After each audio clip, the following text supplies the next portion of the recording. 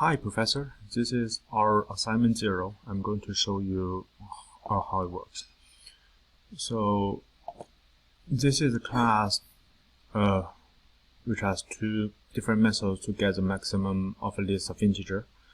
This is the method that uses recursion, and the base case will be the inputted list length is 1, so that will be the only item with the maximum value. And the recursive case will be if the length is not 1, and we get the maximum value of the list without its first element.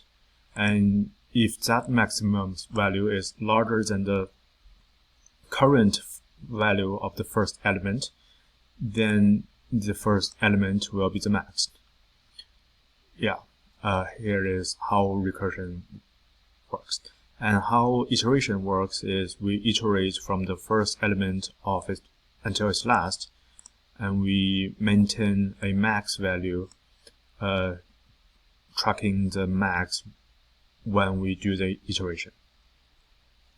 Let me clear the kernel and run it again to show it works. To run this part, and this is the main method.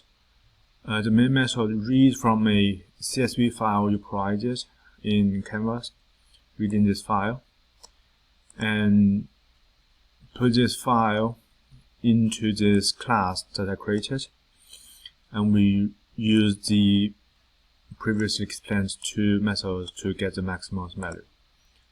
Let me run this part, and we run the main function. So here's the value you read in, as it is provided in the CVS file, and this is the maximum get by recursion and the maximum by iteration. We can, if we eyeball it, we can see it is a maximum value in this list.